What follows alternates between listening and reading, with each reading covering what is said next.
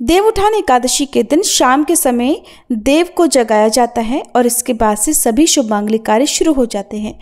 तो अपने अपने यहाँ की परंपराओं के अनुसार आपको देव की आकृति बनानी चाहिए। यहाँ पर मैं आपके साथ एक वीडियो शेयर कर रही हूँ जिसमें मैंने देव बनाए हैं और देव को कैसे जगाया जाता है ये भी आपके साथ शेयर किया है। देव की आकृति आप चाहें तो खड़िया से बना लें या फिर आपके पास गेरू है तो गेरू में पानी मिलाकर थोड़ा गाढ़ा घोल तैयार करके उससे आप देव की आकृति बना लें। इस तरह से आपको थोड़ा नुकीला हिस्सा ऊपर की तरफ बनाना है जहाँ पर हम देव का सिर बनाएंगे और चौकोर बॉक्स आपको इस तरह से बना लेना है, लेकिन नीचे की तरफ से इसको पूरा बंद नहीं करना है। नीचे की तरफ से हम देव के जाने का, बाहर जाने का रास्ता खोल कर रखेंगे। तो हम इस तरह से देव की आकृति बना लेंगे।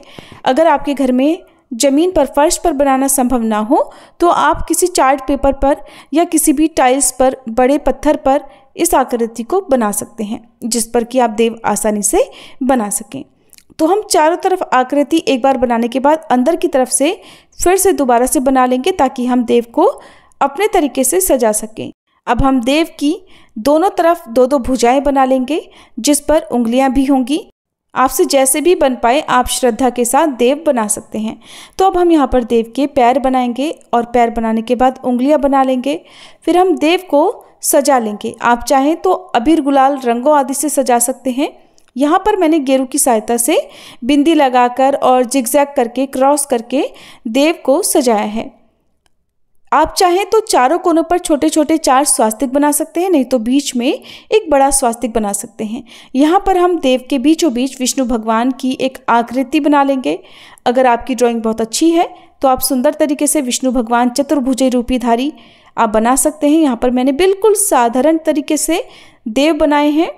देव बनाने के बाद हम वैकुंठ जाने के लिए एक सीढ़ी बना लेंगे। लकड़ी की सीढ़ी जैसी होती है उस तरीके से एक आकृति हमें बनानी होती है जिसमें आपको 5 या 7 सीढ़ी लगानी होती है। जो डंडे होते हैं वो 5 या 7 आप बना लीजिएगा। तुलसी माता भगवान विष्णु की अत्यंत प्रिय हैं और आज के दिन तुलसी विवाह भी किया जाता है। इसलिए हम देवउठान एकादशी के दिन तुलसी जी की पूजा करने के साथ साथ यहाँ पर भगवान विष्णु के पास में ही तुलसी जी की आकृति बना लेंगे। तो गमले में लगा हुआ तुलसी जी का पौधा लगाने के बाद आप चाहें तो उसको सजा सकते हैं, छोटे छोटे दिए बना सकते हैं। यहाँ पर हम गौ माता और गौ माता के बछड़े का चरण चिन्ह बनाएंगे। गौ माता के 4 पैर और छोटे बछड़े के छोटे छोटे 4 पैर बनाने के बाद हम अपने परिवार के जितने भी सदस्य हैं उन सभी के एक एक जोड़ी पैर बनाकर एक जोड़ी पैर आगे आने वाली पीढ़ी के लिए बना लेंगे। और इसके बाद हम यहाँ पर कमल का पुष्प बनाएंगे। कमल के पुष्प के अलावा आप यहाँ पर शंख का चिन्ह बना सकते हैं या और सुंदर आकृति कोई भी जो आपको आती हो धार्मिक, वो आप यहाँ पर बना सकते हैं। चाहे तो आप साथ में विष्णु भगवान जी के लक्ष्मी माता भी बना सकते हैं। दहलीज पूजन भी किया जाता है। देवउठान एकादशी के दिन अपनी दहलीज पर भी दीप जलाकर रखा जाता है। तो दहलीज पर आप पूजन करने के लिए चाहे तो साधारण तरीके से बिंदी लगाकर पूजन कर लें या फिर ऐपण आदि बनाने आते हो तो वो भी आप बना सकते हैं। तो यहाँ पर हमारे देव की जो चित्र है, आकृति है, वो तो बनकर तैयार हो गई है। ये हमें दिन के समय बनाने होते हैं ताकि जब हम शाम को देव उठाएं तब तक आकृति सूख जाए। अब एक बड़ी परात लेकर, क्योंकि परात को घर का सबसे शुद्ध बर्तन माना जाता है जिसे हम जूठा भी नहीं करते हैं और ये बहुत शुद्ध बर्तन होता है हमारे घर का। इसके अलावा पूजा पाठ का यदि कोई और बर्तन हो तो वो भी आप पूजा में रख सकते हैं परात की जगह पर। परात पर भी आप स्वास्तिक का चिन्ह बना लें और जहाँ पर आपने देव बनाए हैं वहाँ पर ठीक बीचों बीच में अनाज भरकर, आप चाहें तो बाजरा या फिर गेहूँ भरकर रख लीजिए। एकादशी के दिन चावल नहीं बनते हैं, नहीं चावल का प्रयोग किया जाता है पूजा पाठ संबंधी किसी भी कार्य में, तो चावल ना रखें। आप चाहें तो यहाँ पर बाजरे की जगह पर सफ़ेद तिल भी रख सकते हैं। बाजरा हो या फिर गेहूँ हो उसकी जगह पर सफ़ेद तिल भी भरकर रख सकते हैं जिसका दान हमें देना होता है। क्योंकि इस मौसम में हल्की हल्की ठंड आने लगती है और सिंघाड़े और मूली आदि जो नई फसलें हैं, नए फल हैं, वो इस मौसम में आने लगते हैं। आंवले इस मौसम में मिलते हैं। तो जो भी फल इस मौसम में मिलने वाले होते हैं वो भी आपको पूजा में रखने होते हैं। भोग लगाने के लिए आप गन्ने और मिठाई रखें, साथ में कुछ दक्षिणा भी रखें। ये दक्षिणा हमें बाद में किसी ब्राह्मण को दान में दे देनी चाहिए। अब हम एक दिया, मिट्टी का एक दिया लेकर जिसमें घी या तेल रखकर रुई रखकर हमको बाती बनाकर रख देनी है और ऊपर से परात से ढक देना है। ये सब आप जो भी विधान है वो दिन के समय किसी भी समय कर सकते हैं, अभिजीत मुहूर्त में या किसी भी समय, राहु काल उस समय ना हो तो इस तरह से ढककर रख दिया जाता है। शाम की जब पूजा हम करते हैं गोधूली मुहूर्त में या सूर्यास्त के बाद, जब भी आपके यहाँ पर देव जगाए जाते हो उस समय आपको हाथ जोड़कर प्रार्थना करनी है कि देव उठिए, अब आपके उठने का समय, जागृत होने का समय हो गया है। और फिर 1 लोटा जल भरकर हम रखेंगे। परात को हम धीरे से एक तरफ से जहाँ पर आपने दिया रखा हुआ है वहाँ पर रखकर हम दिए को जला देंगे। ध्यान रखिएगा जो दिया है ना उसे आपको अंदर या बीच में नहीं रखना है, किनारे पर ही रखना है, क्योंकि हम जब तक देव उठान गीत नहीं गा लेते तब तक इस परात को पूरा नहीं हटाते हैं।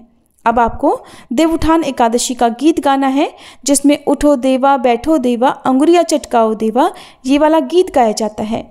गीत गाते समय परिवार की सभी स्त्रियों के, बच्चों के और बहुओं के नाम लिए जाते हैं और गीत गाने के बाद अपने अपने गोत्र का नाम लेकर देव को जगाया जाता है। परात को हल्के हल्के बजाते हुए इस तरह से देव उठनी एकादशी का गीत गाया जाता है।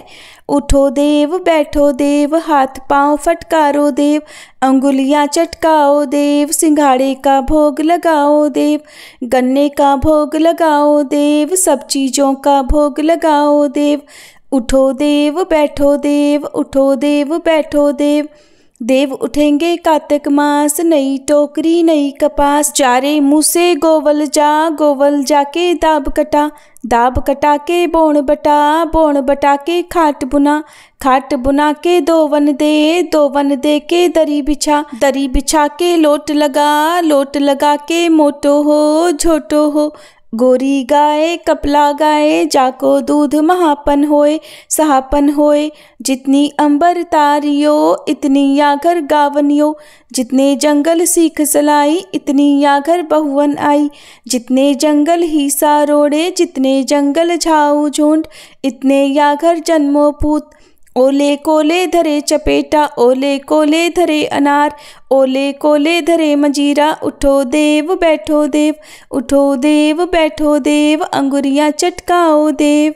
अब हम अपने अपने गोत्र का नाम लेकर देव को जगाएंगे।